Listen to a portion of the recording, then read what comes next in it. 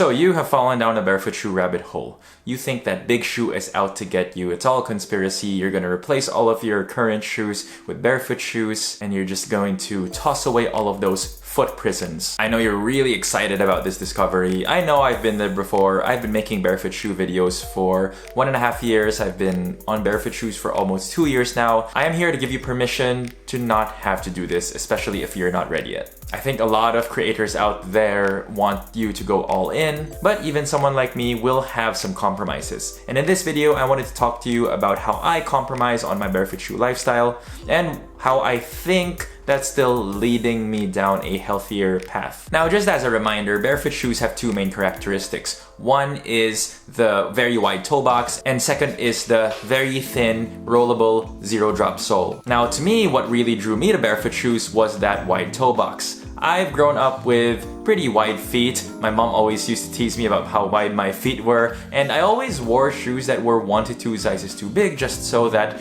I could fit my wide feet into them comfortably without blistering my pinky toes. So when I got started with barefoot shoes, the wide width was the one that definitely most appealed to me. And that is something that I won't want to compromise on. However, just some realities here. Barefoot shoes, because of the minimal soles, takes some time to getting used to. If you've been walking in ultra cushion shoes all of your life, it will be a bit of a shock to the system. Even for me, 2 years into this, whenever I finish up a 20,000 step day when I'm, say, on holiday or when I just go on a hike, my feet are pretty sore the next day. And I feel like, for me anyway, if I were listening to my body, the worst thing that I could do is just continue by wearing super thin soles on top of that for the next few days. So I do have recovery compromises. And you wanna know what that is? These shoes, Crocs. Crocs have ultra wide toe boxes. They were probably one of the first shoes to really popularize the ultra-wide toe box in the mainstream. This looks pretty foot-shaped to me. But the difference is that they do have a bit of cushion. And you know what? After my feet get beat up after a day of walking, sometimes this is what you need. I have 3 pairs of Crocs right now. These ones are just the classic clogs. This is in a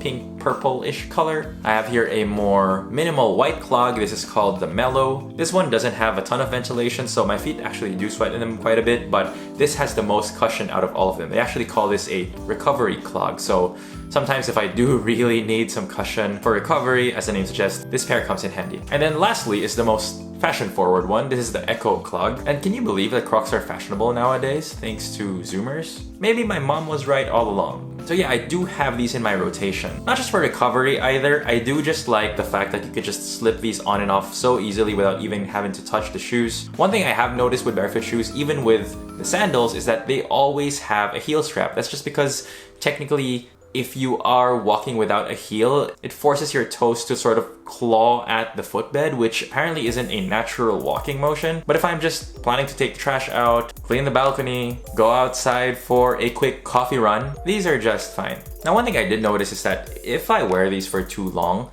it does start to sort of reverse the benefits I've been getting with barefoot shoes. Like if I go back to barefoot shoes after, say, 3 days straight of wearing Crocs, then the barefoot shoes do take some time to get used to again. So I never really wear these for extended walking sessions. Like if I know I'm gonna be out in the city on a long walk, I am not going to wear these shoes, but it's just good to have these in my arsenal. And that's just what I've learned after listening to my body over the past 2 years of doing this. Obviously, you know your body best, so don't let some YouTuber you've never met dictate how you live your life. It's your feet, and ultimately, you make the decisions here. And if you're lucky enough to have a doctor near you that's not just gonna put you in orthotics and actually understands or is open to the idea of minimalist footwear, consult them as well. Now, if you're a barefoot shoe enthusiast who also has some compromised shoes, let me know what they are because I am very curious. Now, if you're curious about my transition into barefoot shoes, check out this video right here.